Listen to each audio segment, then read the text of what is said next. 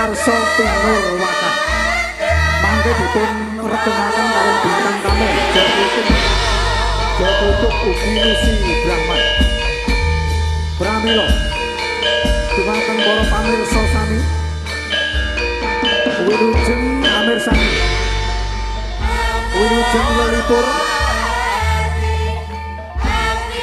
mugi ngantos titi purwaning cariyos saking kula mbok bilih wonten dina dungkap panggih kula matur aturun agunging samudra paksami ingkang tanpa tunggal. Billahi taufik wal hidayah. Assalamualaikum warahmatullahi wabarakatuh.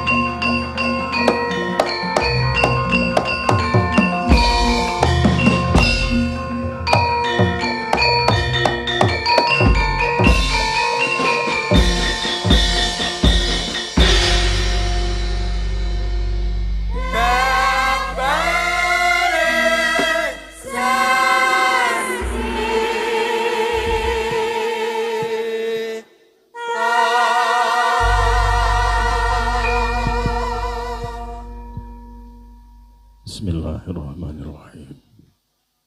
Allahumma sholli ala sayyidina Muhammad.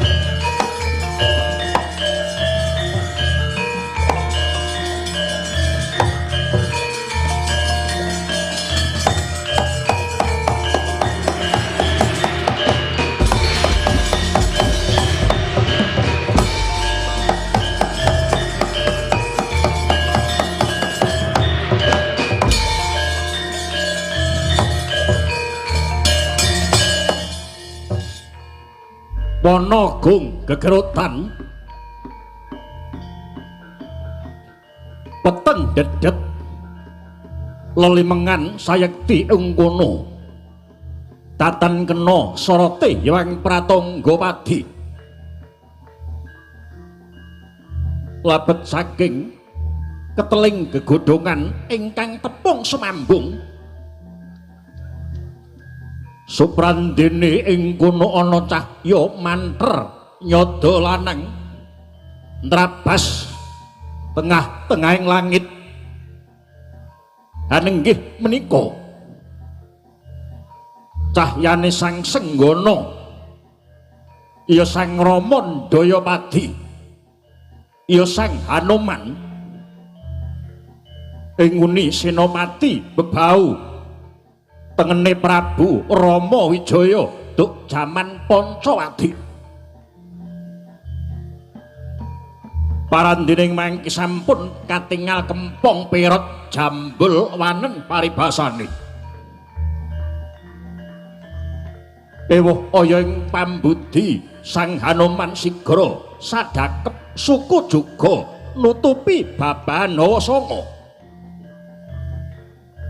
winatek manjing kang Bajra Herawana kadadak tuwuh pangaribawa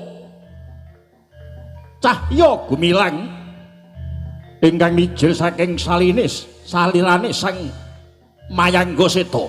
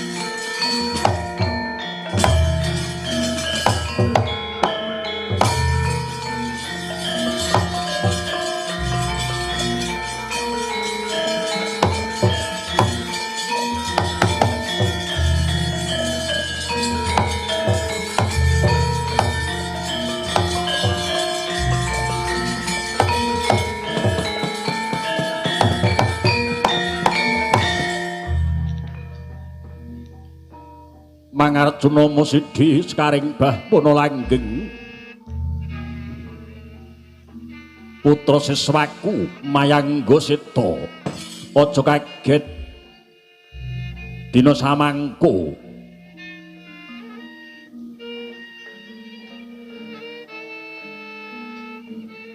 bantring kasubratan kita nggonmu mangsah yoga brata nganti sumundul. Marang kahyangan kula senggana punulun kang mrepeki marang jeneng kita putra siswaku Mayangga Seta ya jeneng kita Hanuman. Waduh pikulun saya lepat nyadong duka menawi lampah kula anggen kula nindaken lampah yoga brata kala wau ndadosaken kagiyatipun manah paduka pikulun Sang Hyang Bathara Maruta inggih pepunden kula paduka pikulun Sang Hyang Bathara Bayu. Langkung rumiyin putra paduka kula pun Mayangga Seta inggih Hanuman ngaturaken sungkeming pangabekti kunjuk wonten ngarsa paduka pikulun Sang Hyang Bathara Bayu. Yo Anoman wis dak tampa akarya bombong jroning nala. Senggana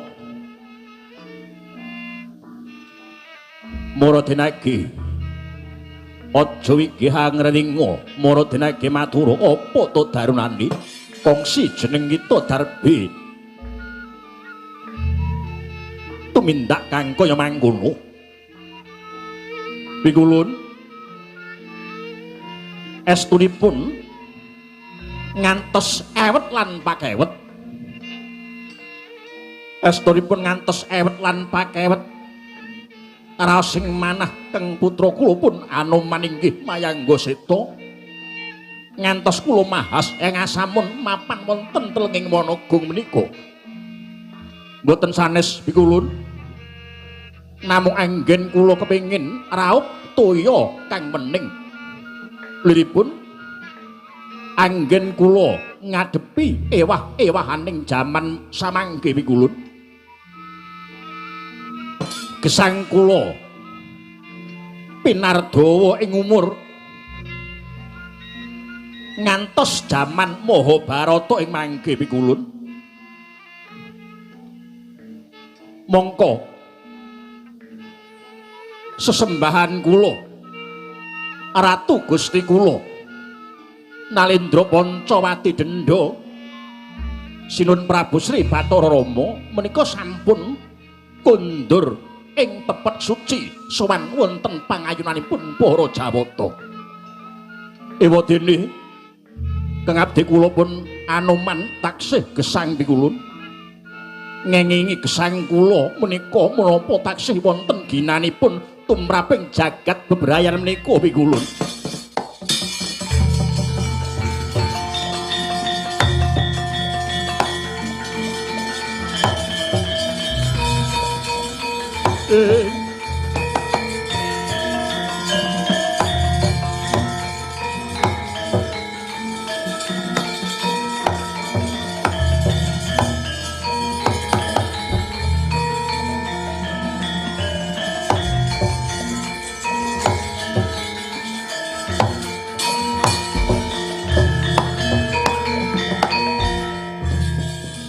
Andetel gayuh gekono sira ramandaya pati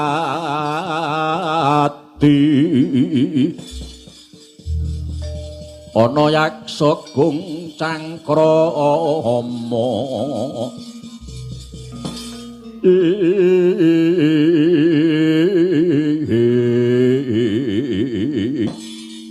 Yang suksmono hangadluwih sekaring bapono langgeng mayang goseta kawula nuwun wonten tinimbalan pikulun ngertiya reh ning kowe pinardawa umurmu nganti jaman Mahabharata iki kabeh mau mengku werdi kang luwih wigati tumrap anane Ngarcapada iki Hanoman.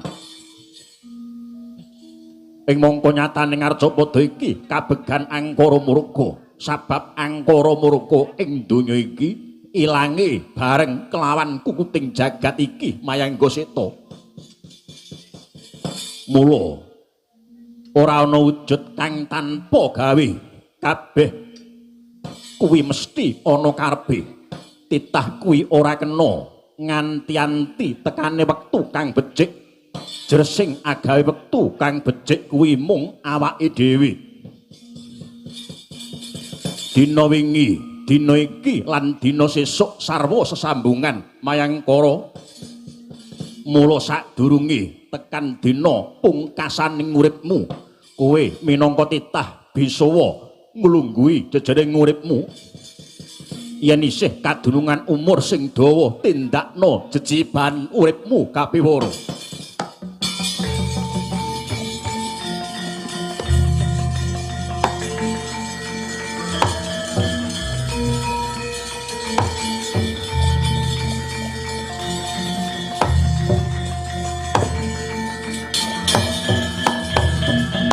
Bumi goncang kancing langit kelap-kelap katon lirikin sanging ngalis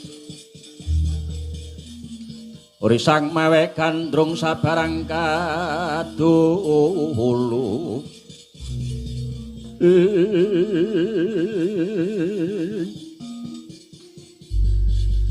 Pikulun dados cedhanipun taksih wonten lelabetan ingkang kedah kula tindakaken pikulun jumbuh kelawan kang ndak wedharake ngarep isih akeh dharma kang kudu sira tindake Hanoman. Waduh pikulun lajeng sinten ingkang kuwawi anampi ingkang dados sowan kula utawi ingkang saged kula dhereki. Monggo kula sampun saged angilo ing diri angulat salira angrasa wani. Kula menika rumaos sampun kempong pira jambul wanen. Kula menika kethek wujud kula dasaripun sampun tuwek keklek. Tur dasare awak kula gagangake kados mengaten iki menapa iki taksih wonten ginanipun pikulun. Wong tuwek apa isih ana gunane?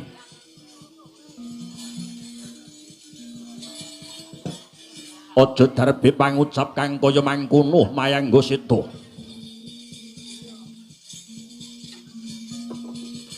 Jeneng kita goleka gawean sing trep kelawan kawujudanmu lan golek pakaryan kang jumbuh kelawan kalungguhanmu. Lajeng ing mangke kula kedah lampah kados pundi pikulun? Golek ana dulurmu Tunggal Bayu. Kula kedah angupadi dulur kula Tunggal Bayu. Dunungipun wonten pundi? Angang langut jagat njala opaningal ngidrana bawana. Golek ana dulurmu Tunggal Bayu. Naminipun sinten? Panenggak Pandhawa kang kekasih Raden Werkudara. Ing kono sira bakal ngerti jatining uripmu Anoman ulun kondur Magayangan.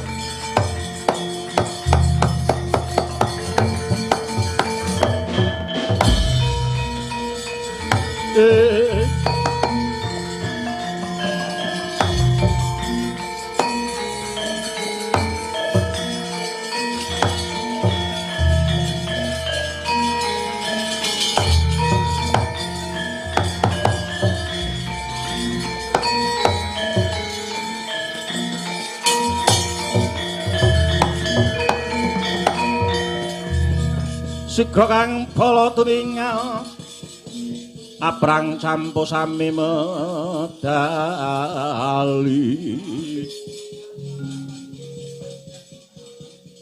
lir tatit wileting kata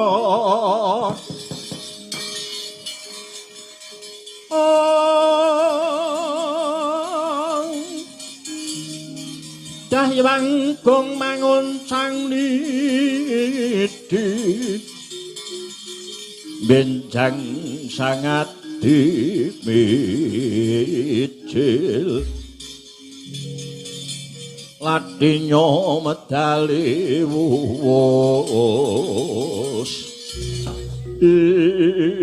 wadalah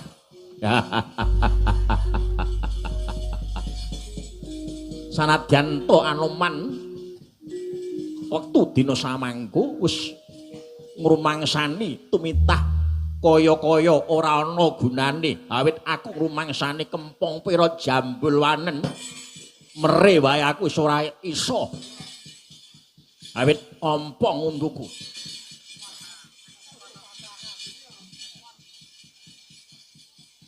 kathokku kendho kabeh ya banget anggonku anggagang ageng wah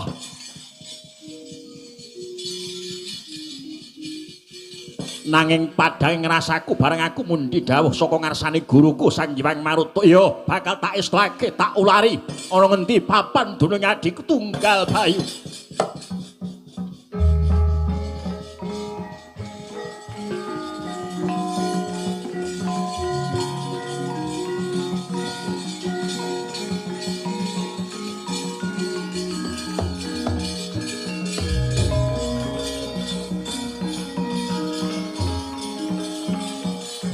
Anoman malum sampun prabeng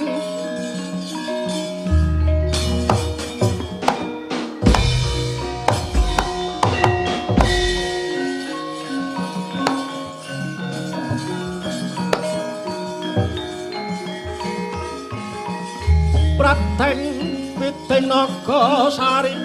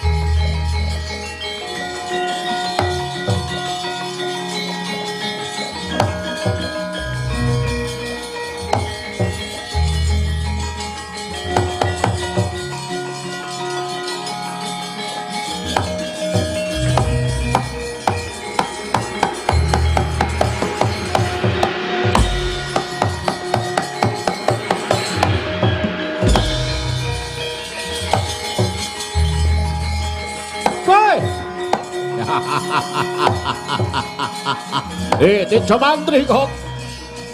Baik. Baik.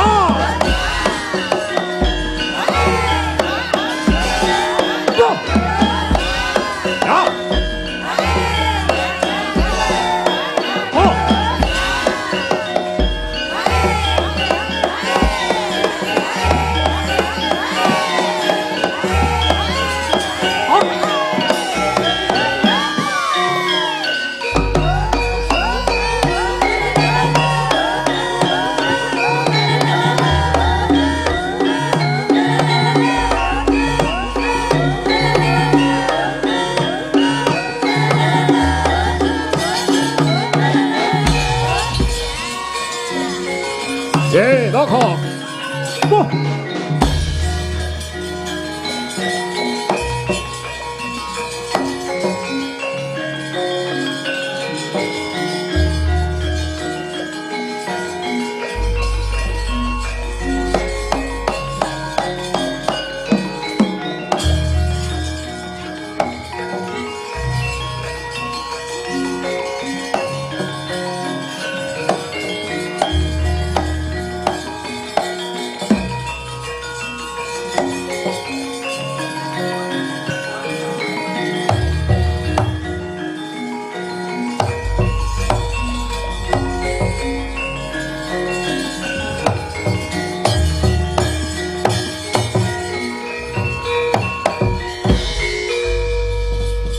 Buta Pandhawa tata gati wisaya Indriyaksa Sara Maruta Bawana Bana Maragana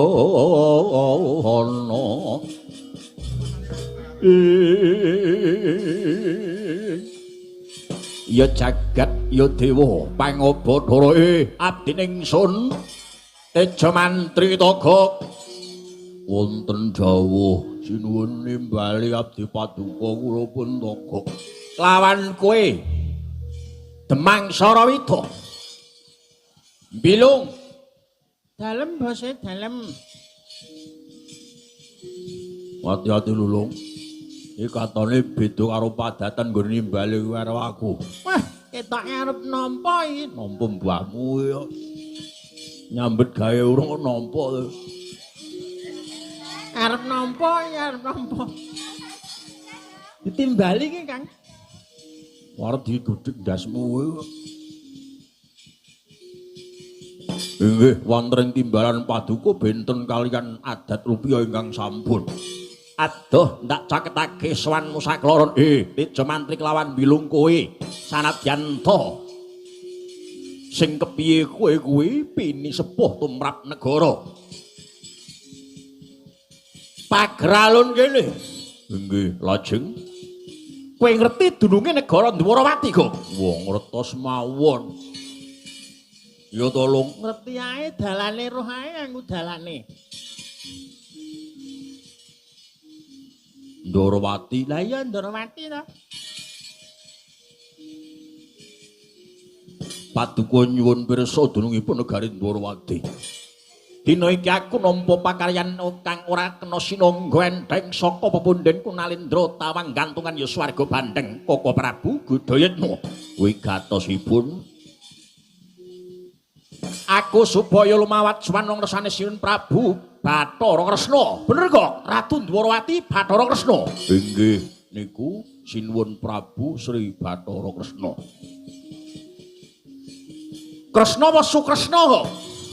Ora nganggo su. Kresna mawon. Dadak nganggo su wis mawahi tulisan lho. Wah, tak kira Sukresna. Mboten damel su. Kresna wonten mawon Ratu Dwarawati. Wigatine aku supaya ngebon-ebon esuk angudan-udan sore. Supaya nglamar kadange taruna Ratu Dwarawati kang sesilih Kusuman Ngayu Dewi Bratajaya ya Sembadra. Bener kok? Ratu Dwarawati duwe dulur wadon kang jenenge kang sesilihe. Ya kuwi Dewi Bratajaya. Inggih, niku putri Banon Cinawi. Apa ayu kok Bratajaya kuwi? Wah, sampeyan ngerti Bratajaya kelet-kelet. Padake kire to lho kuwi. Saking ayune. Sampeyan dipun utus supados nglamar. Bener sing dadi atur mula kang kaya mangkono. Sira sakloron ora keri, aku bakal nganti wadya sak cukupe. Yen ana bobol boroting lakon, aku kudu bisa ngerampungi gawe. Inggih, monggo kula dhaken tur mlaku jantraku Tejo Mantri.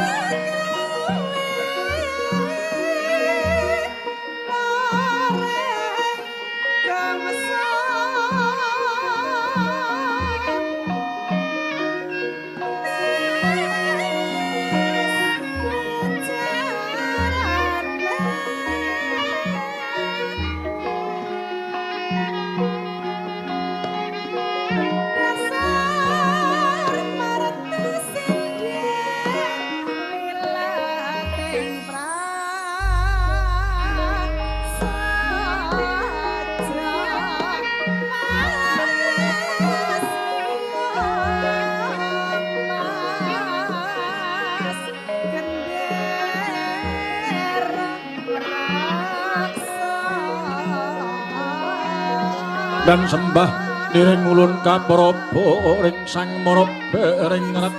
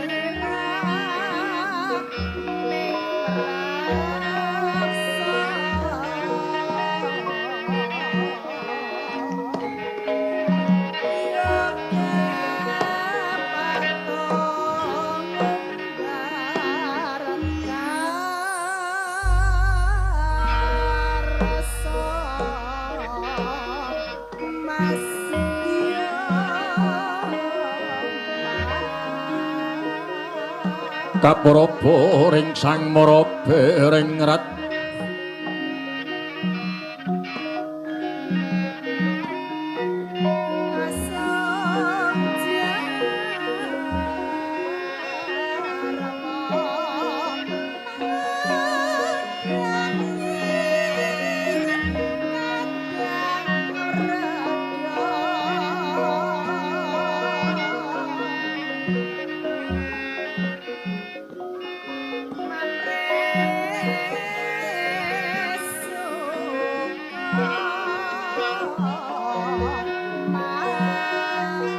kapraba ring sang mara bereng rat sahanan ingkang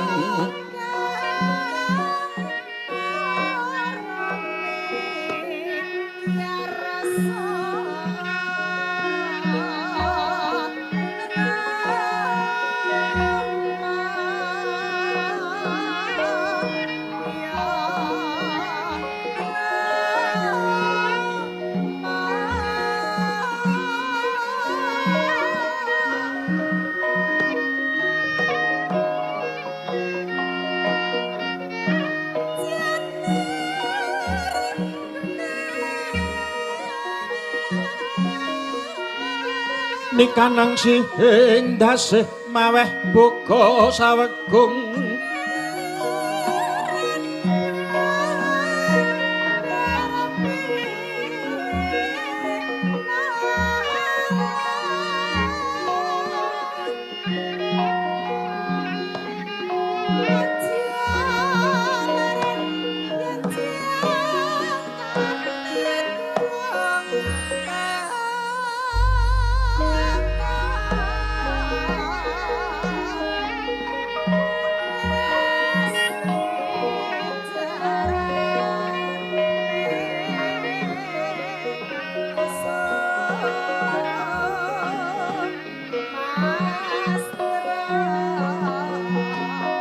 lengleng ramyaning kang sasangka gumenyar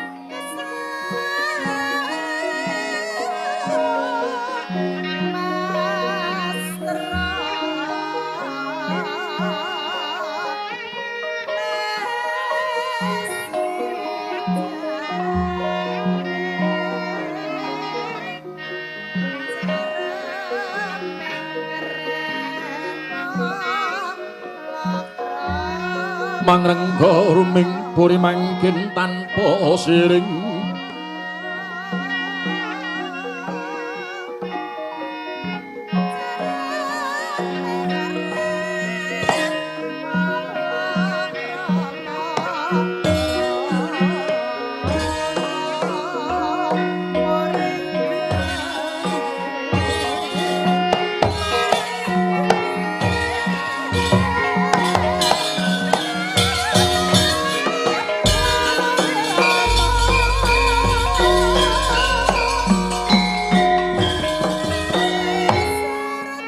Suhurep Data Pitana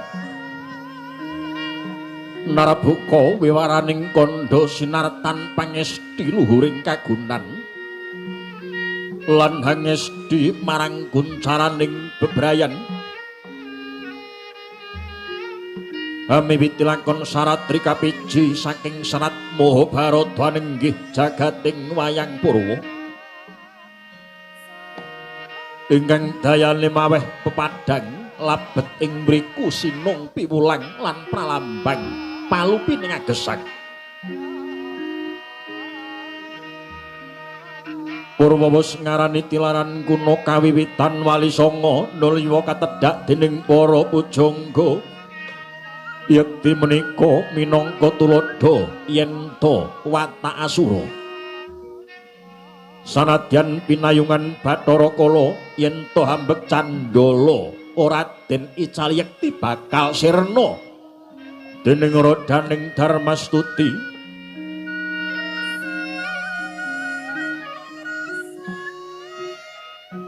hanyar koranyaning mangsa Palguna Windawati Iwang Pratangga pinanjer luhuring Pandhawa nenggih sasana sewaka ingkang minangka pambukaning carita gumlaring Praja Dwarawati ya Praja Dwarawaka lah sinten to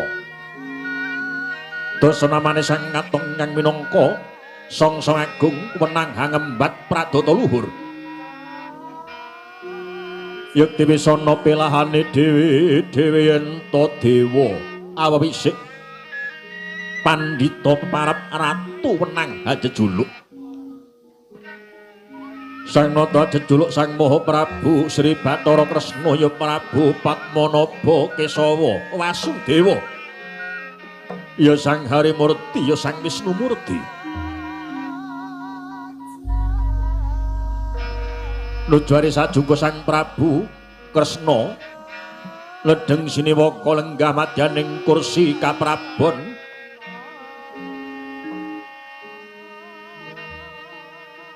kinebatan laring manyura kanan abet gering gongas gandani ranata ngantya prapteng pangoraan sirna kamanungsane Yaya Sang Hyang Bathara Wisnu Ngijawantah den Hayapura Apsari lasin ingkang kepareng caket dene Rama Ngarsa putra Werda kinasih wingging saking kasatriyan Parang Garuda kekasih Raden Samba ya Sang Wisnu Brata Begambar-ambar pasebane para mandri bumati ingkang tinindhian ingkang raying swala bumi Raden Setyaki lan Patih Udawa dangudring wonten ngara badhe daweng sabda katungka Orek jroning pasewakan mulat rawuhnya ingkang ngraka nada ing Mandura kadada enggalih Sang Prabu Sri Bathara Kresna sigra manembrama dhumateng tamu agung ingkang lagya sumewa malik pelok gantining swasana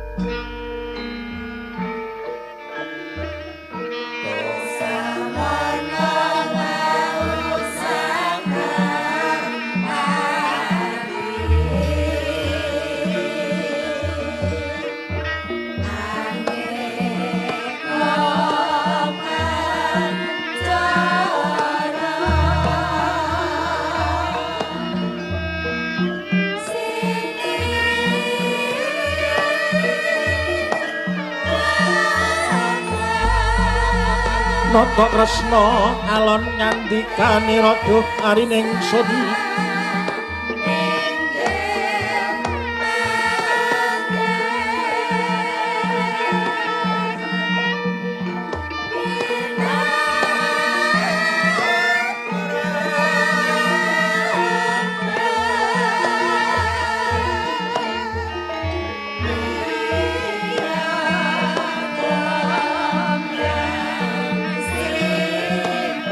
Duh arining sun Harya Werkudara den kabareng kene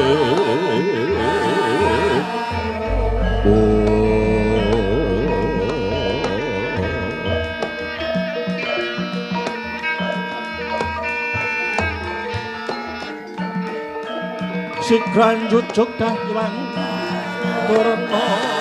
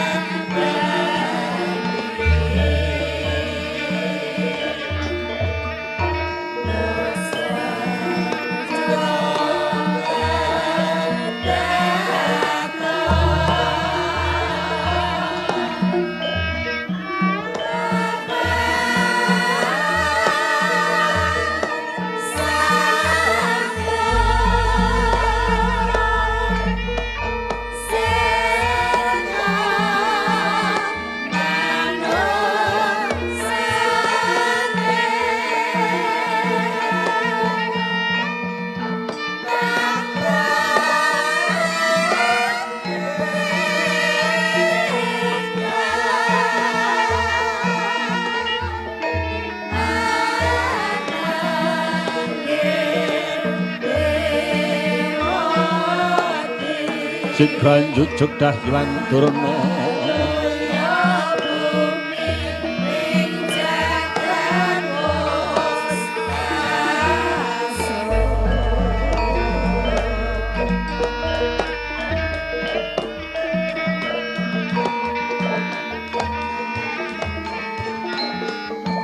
Leng-leng ramyaning kang sasangka gumenyang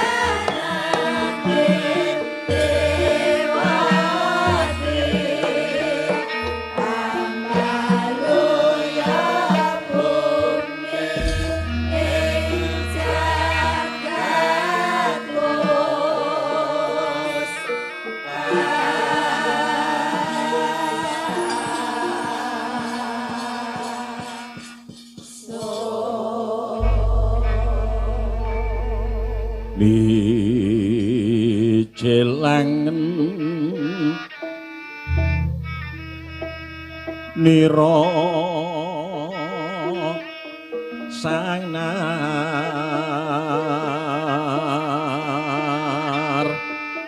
pati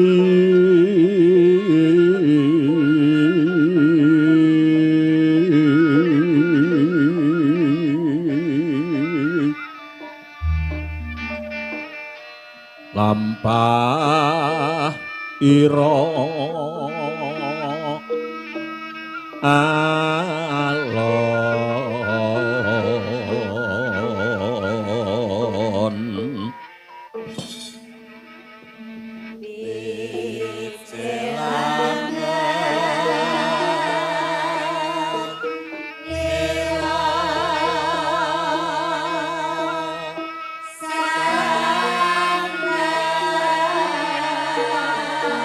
kawula nuwun duh Koko Prabu jimat pepunden kawula kadang kula werda Kanjeng Koko Prabu Baladewa dereng dang rawuh paduka wonten Pandhapi Agung Dwarawati Rayinta ngaturaken pasegahan panakrami prembagi kunjuk wonten ngarsa paduka njeng Koko Prabu ingkang katemben rawuh. Ya jagat ya Dewa Bathara ora jagat pangestuba. Ya Yayi Yayi Prabu kadangipun Kakang Syadi ngaturake pangabekti marang Kadang Reda yaiku pun Kakang ing Mandura.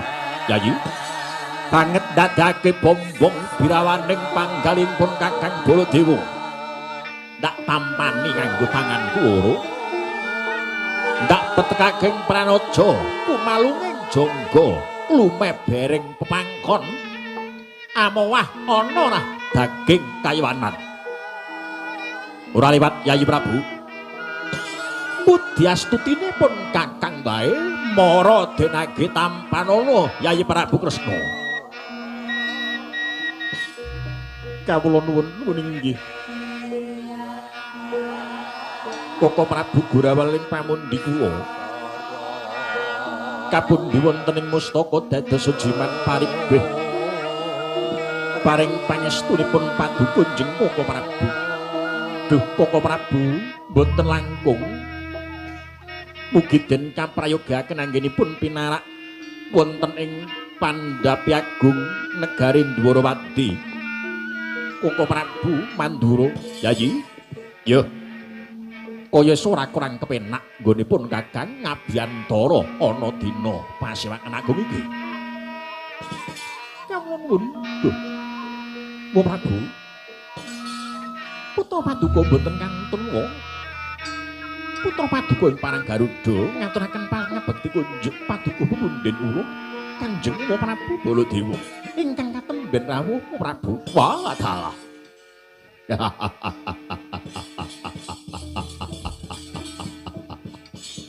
anakku anak anung aneng gitu panyata sira kang bangkit mikat ing pangukut sira kula ngaturake pangabekti marang wong tuamu yukipun wuh ing Mandura. Yayi nggih kilat muka ndadake bombong birawaning nala sira kula ngaturake pangabekti pangestunipun wuh kebatampanana kilat muka. Kawula nuwun Koko Prabu Gorawaling pamundi kula kapundi wonten mustaka dados jimat paribeh. Nadyan Yayi Paduka mboten kantun Koko Prabu kula ngaturaken pangabekti kunjuk paduka njeng Koko Prabu Mandura. Adhiku Yuyudana wis ndak tampa siadi ngaturake pangabekti marang pun Kakang pangestunipun Kakang wae kebatampanana siang iki. Gorawaling pamundi kula kapundi wonten mustaka dados jimat paribeh. Wangsul dumateng paduka njeng Koko Prabu yayah lumampah ing manci pangklong kepapak obor sewu. Rasing manah kula dupi kula nampi rawuh paduka njeng Koko Prabu Mandura mboten mantra-mantra titah saksan Sang Hyang Bathara Brahma ingkang pedhak badhe paring kanugrahan dumateng sagung kulawarga Dwarawati.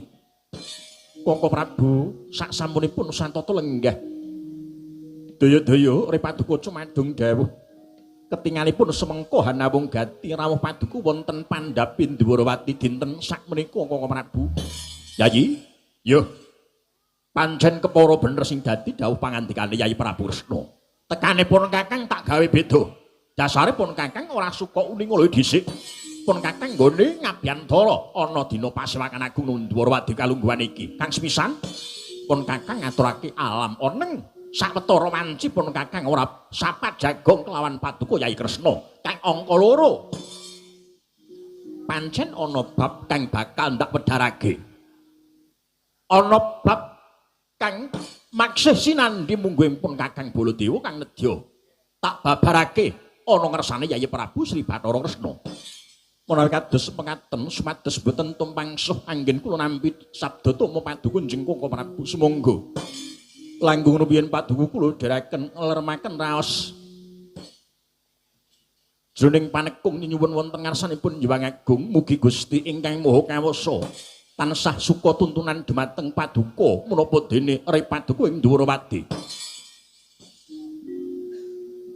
Anjahing kang puspita rum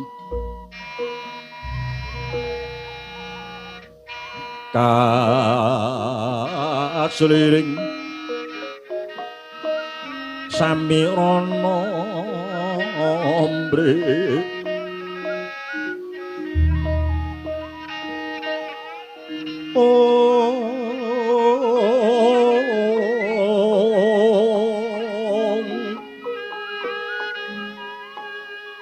sekar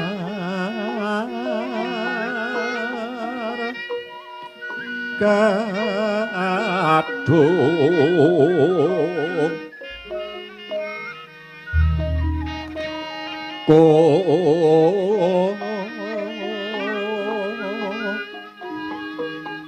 nyas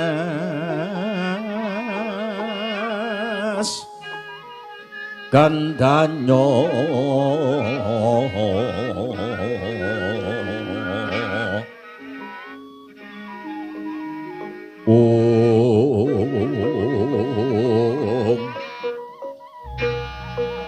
maweh raras renaning driya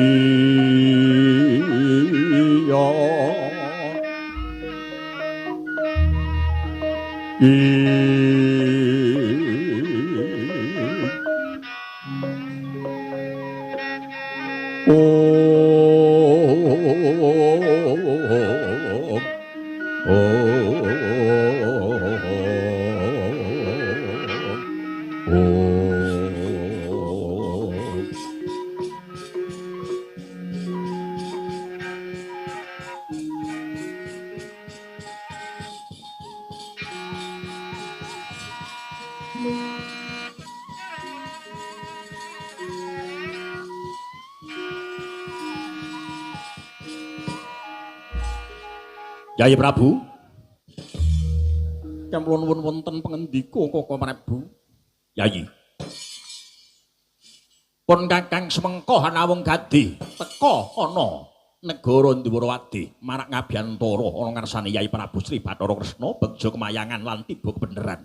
Dene wektu kalungguhan iki nuju dina Pasewakan Agung. Dene wigatinipun kakang adoh saka negara Mandura pun kakang nitih Kyai Puspadenta tak gelak lakune supaya enggal prapta ngersane jadi. Pun kakang mung kepengin nanjake utawa nyurwidake bab paspenan kang ndak tampa ana ngarsane Yai Prabu Sri Bathara Kresna. Sabab paspenan iki mau beda kelawan impen-impenipun kakang kaya dina-dina kang wis kamuri.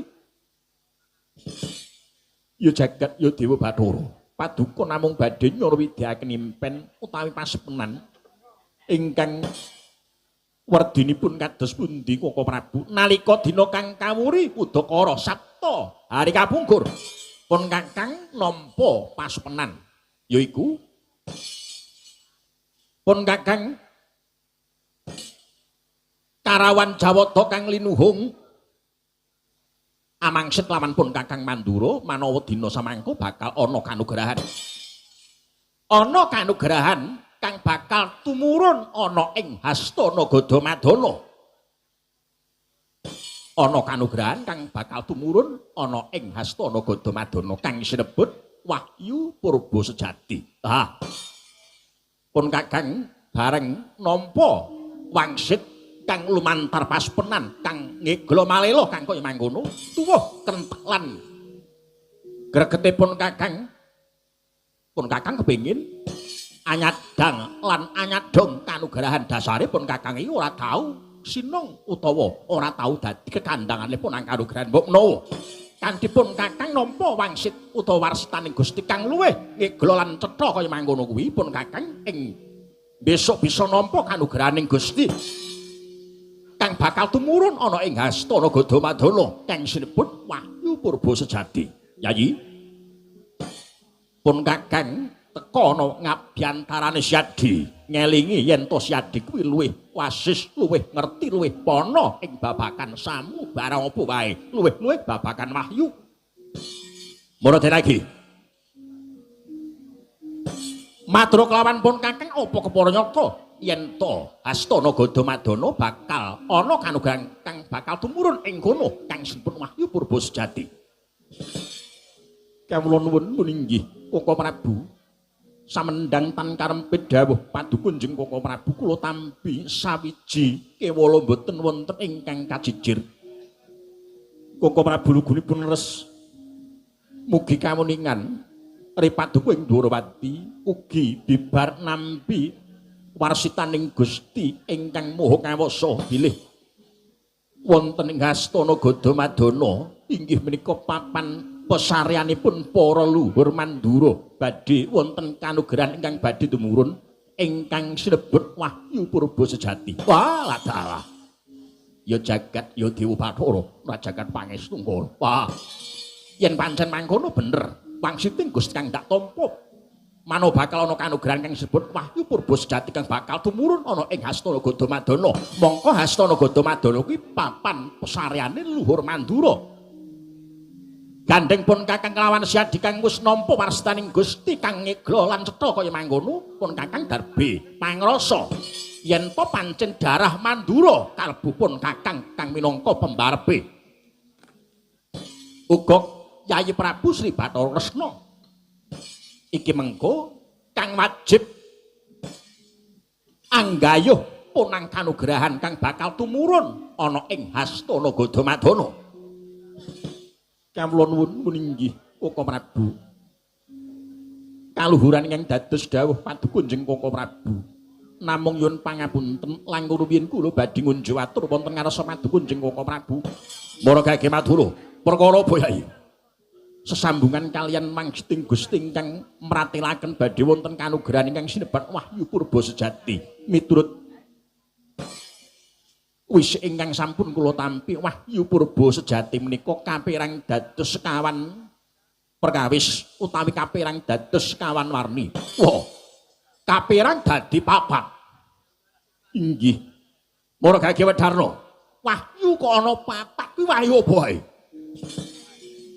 Wahyu Purba Sejati menika kapérang wonten sekawan ingkang sepisan sinebat Wahyu Cahyaningrat ingkang angka kalih Wahyu Reksakaningrat ingkang angka 3 sinebat Wimbaningrat dene ingkang angka sekawan Yuwananingrat kang sepisan sinebat Wahyu Cahyaningrat inggih. Banjur ana maneh Reksakaningrat inggih Koko Prabu. Banjur sing angka 3 Wimbaningrat ingkang wekasan Yuwananingrat. Wah. Pancen Siadi luwih pono lan luwih ngerti babakan punang kanugrahan, luwih babakan wahyu. Mara gage, perkara wahyu sing mbok andharake sing mbok wedharake, sing nganggo rat-rat kabeh kuwi piye werdine Yai? Piye werdine? Maknane apa maknane? Maknane apa? Punang kanugrahan perkara wahyu kuwi blas pun Kakang ora ngerti. Wahyu kuwi pun Kakang ora ngerti. Ngerti kuping Wahyuni karo Wahyudi. Mara gage kapérang ana papat Cahyaningrat menika Wahyuning ratu, Reksakaningrat menika Wahyuning patih, Wimbaningrat menika baboning ratu, Yuwananingrat menika Wahyu Wadat. Ana sesebutan Wahyu Ratu, Wahyu Patih, Wahyu Baboning Ratu lan Wahyu Wadat. Kuwi werdine sinten ingkang sinung Wahyu Cahyaningrat ing tembe badhe matedaken inggih menika wijining Nalendra. Cahyaningrat menika Wahyuning Ratu. Dene ingkang angka kalih Reksakaningrat sinten ingkang nampi kanugrahan ingkang sinebat Reksakaningrat ing tembe badhe matedaken utawi nurunaken inggih menika Wahyuning Patih tegesipun turunipun ing benjang dados patih wonten ing Nusa Jawi. Dene ingkang angka 3 Wimbaningrat menika Baboning Ratu. Sinten ingkang saged nampi kanugrahaning Gusti ingkang sinebat Wimbaningrat ing mangke ing tembenipun badhe matedaken inggih menika wijining Nalendra wonten ing Nusa Jawi ingkang wekasan ingkang sinebat Yuwananingrat menika Wahyu Wadat. Wahyu kok Wahyu Wadat kuwi piye? Werdine Wahyu Wadat iki piye? Wahyu Wadat menika wahyu ingkang sinten kemawon ingkang nampi utawi sinung Wahyu Wadat menika menawi jejering Nalendra boten kenging inggih menika gadah garwa langkung setunggal Koko Prabu. Kowe lha dalah ya jagat Dewa Bathara. Kowe yuwananing krat inggih. Wah, yen iso aja aku yuwananing krat wis yen iso aja aku. Liyane wae. Wahyu kok dipilih namung manut turbaning Gusti kang Maha Kawasa jer manungsa namung saderma nglampahi Koko Prabu. Sang Baladewa Narapati ben Hariswara Kresna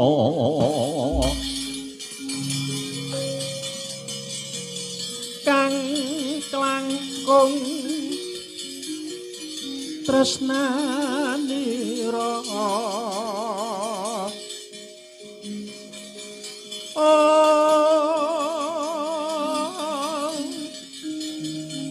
kang klangkung tresnanira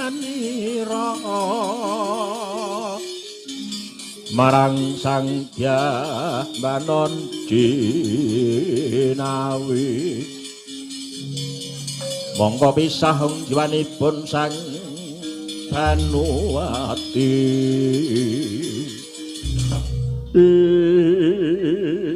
lahing kuna wau paribasan durung nganti telah sabdane wago Indrawati kasaru geter pasewakan jaba candrane kaya kuda tilar pandengan dirada medhot saking lantilan ana Nalendra manca negari ingkang arsa minggah ing Sitinggil Ndwarati dadi cingak ingkang sami omongan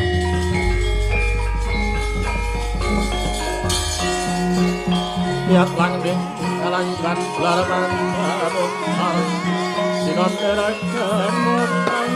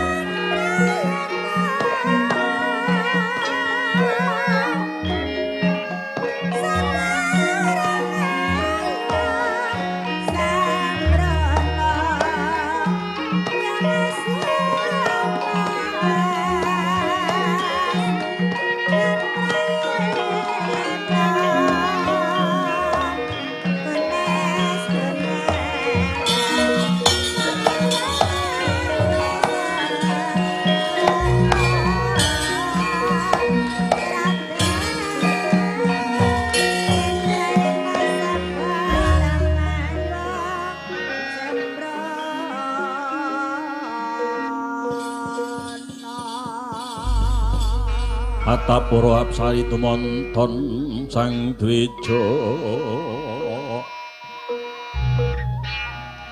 kadi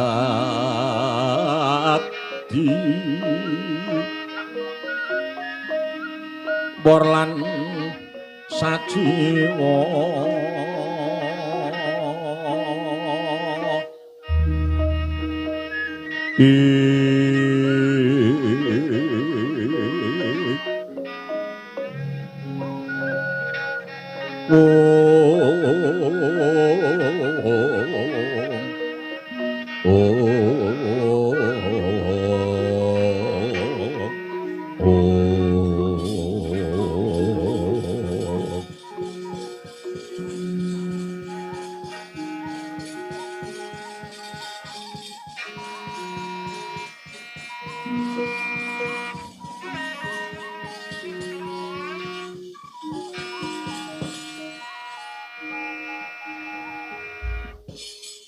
Lun amit pasang kaliman tabik sinabet ngelu dono doa waing tawang doang sinuwun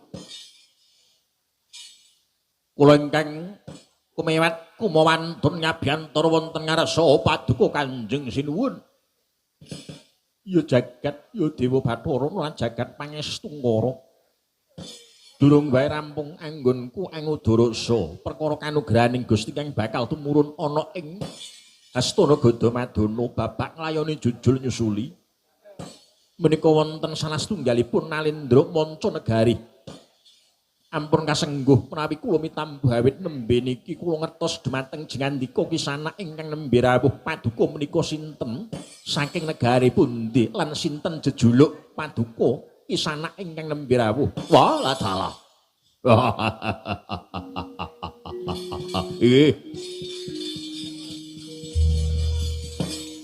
Menawi paduka ndangu dhumateng jasad kula tebih saking negari Pagralun ingkang sudamastani kula pun Prabu Kumbaradewa. Paduka tebih saking negari Pagralun ingkang jejuluk Prabu Kumbaradewa nggih kula pun Kumbaradewa. Nyuwun pangapunten. Gentos kula nyuwun dawuh paduka Sinuwun Prabu ingkang nembe lenggah sinimuka wonten dampar Ketabon. Menapa leres menika negari Dwarawati. Inggih menika negari Dwarawati. Menawi ngaten leres paduka menika ingkang jejuluk Prabu Gus Kresna.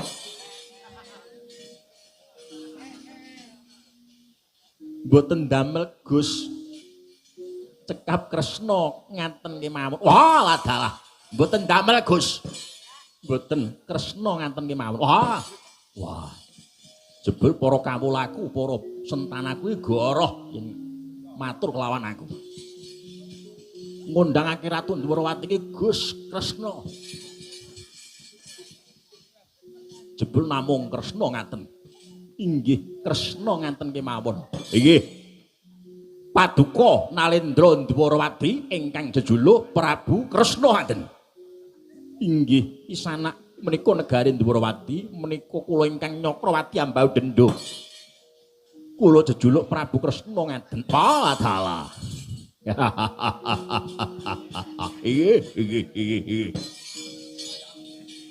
Lajeng ketingalipun semengko hanamung gati rawuh paduka wonten Pandapi negari Dwarawati. Menika wonten wigatos ingkang pundi kisana ingkang saking negari Pagralun. Nggih. Sewu-sewu cadhong duka menawi wonten sisi pingatur kula ing mangke. Sinuwun. Sawan kula kajawi kula kepengin mertuwi lan kepengin ngertos gemelaripun negari Dwarawati.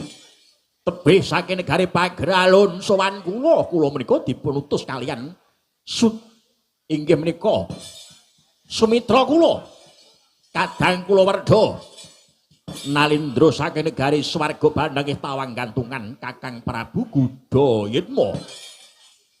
Paduka dipun utus kadang sumitra paduka Nalendra tawang gantungan Prabu Gudayatma ingkang wigatosipun kakula kadhawan sowan ngabiyantara wonten ngarsa paduka Kanjeng Sinuwun Prabu Dwarawati. Wigatos wados kula kadhawan ngebun injangan jejawah sonten.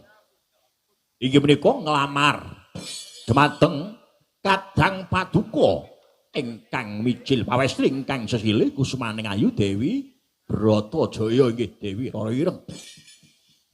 Leres paduka gadah inggih menika kadang ingkang nami Dewi Bratajaya.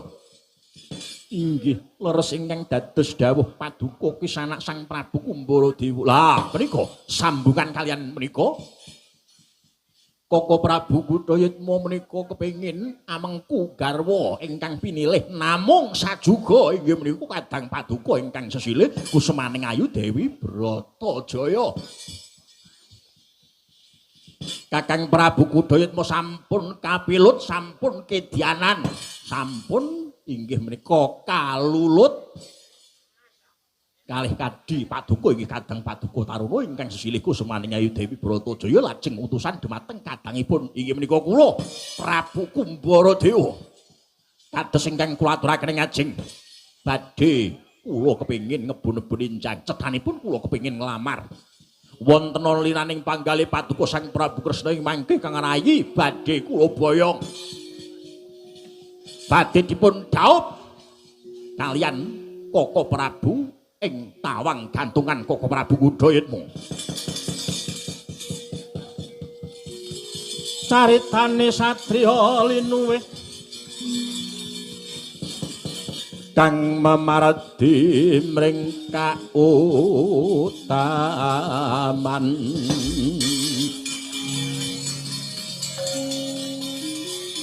pambekan ing pangestine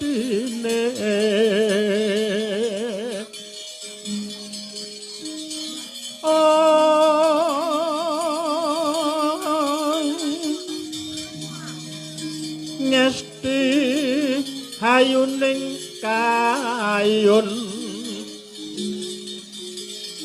pinesu tapa brata jejering gayuh wahyuning kamulyan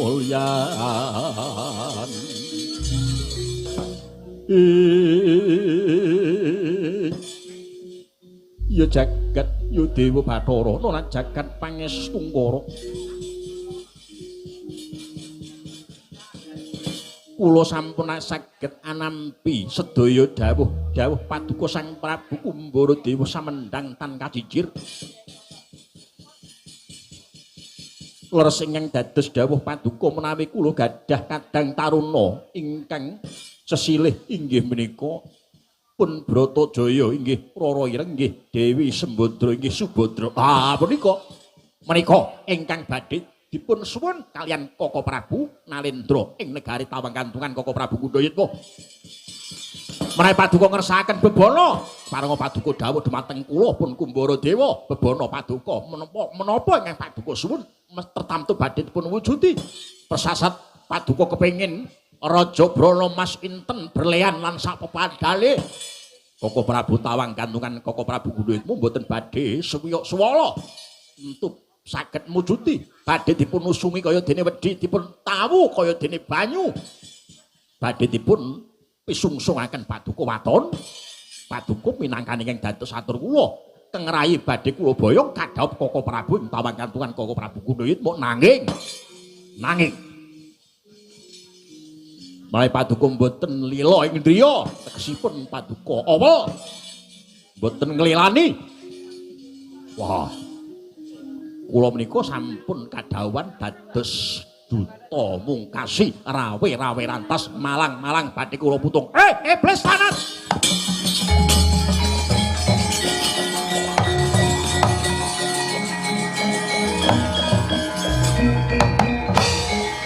Kumbaradewa.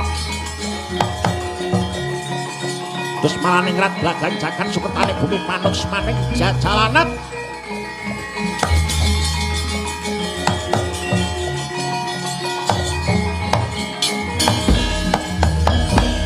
Cedhamun taplir kinetap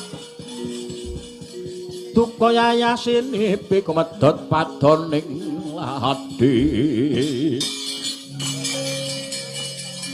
netron dek ngoncana andir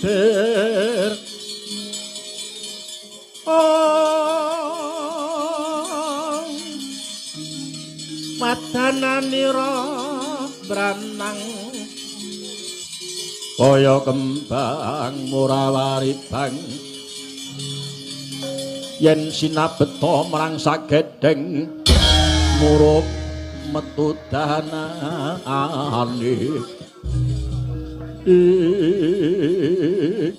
Des malaning rat glaglang jagat sukertaning bumi panus maning jajalanat Kumbaradewa kowe. Wala jagat Dewa Bathara Paduka menika sinten? Mboten sranta bengok sora. Waget aku. Paduka dereng tepung kali kula nembe ngerti kalih paduka nggih nembe wonten mriki paduka wantun ngundamana dhumateng Kumbaradewa. Jerengen gobokmu meleka mripatmu he Kumbaradewa. Ditepungake wae ana Pasewakan Dwarawati iki ingsun nata Mandura Prabu Baladewa ya Balarama Kakrasana Anom Jaladara. Ingsun iki kapernah kadang tuwa kelawan Yayi Prabu Sri Bathara Resna uga kadange tuwa adhiku Si Bratajaya. Aku melu ngrungokake delangat-delangat waton ngucap kowe semune pamer kadigdayan ngentengake marang pangawasan Yayi Prabu Dwarawati. Tembungmu sing mekasan sing marake runtik panggalipun Sringsun Prabu Balarama ngabangake talingane Baladewa. Kowe darbe pangucap yen to kowe bakal yen to Yayi Prabu ora nglilani anggonmu nglamar marang adhiku Bratajaya. Kowe ngendelake dupeh kowe nyekel Purbawake Pasisa ngono piye? Ngentengake marang pangawasan Yayi Prabu Sri Bathara Kresna. Kowe aja adepan kelawan Yayi Prabu Sri Bathara Kresna iki Baladewa sing bakal ngrampungi gawe. Ayo, kowe njaluk apa kowe bangsat? Urilah dalah jagat Dewa Bathara. Dados paduka ingkang badhe ngrampungi ingkang dados perkawis menika. Kepara nyata. Ayo. Yen kowe bakal ngentengake marang panguwasane negara Dwarawati mungsuhmu dudu liya ning Baladewa parat wani karo Baladewa. Wah ampun malih namung paduka wujudipun titah padha kalih Kumbaradewa. Dewa pisan medun wonten mriki ngundurake Kumbaradewa mboten badhe kula gugu tetep kula ajrih kalian Koko Prabu Kudhaitma. Monggo tak ladeni sing dadi karepmu Baladewa. Nyidam tungkae Baladewa kowe sarat. Ayo. Jarak Baladewa maju tak jejuing kuwandamu sarat.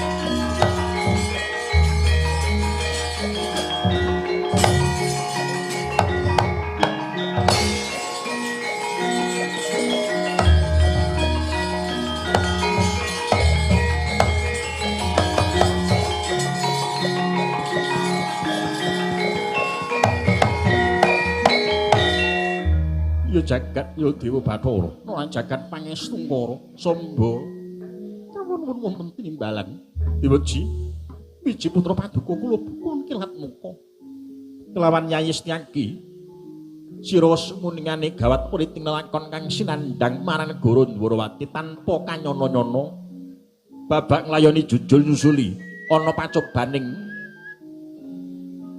Gusti kang Maha Kawasa tumrap negara Dwarawati. Pun inggih kaluhuran sabda paduka jeneng Rama Prabu. Lajeng kados pundi menika mangke kok Rama Prabu?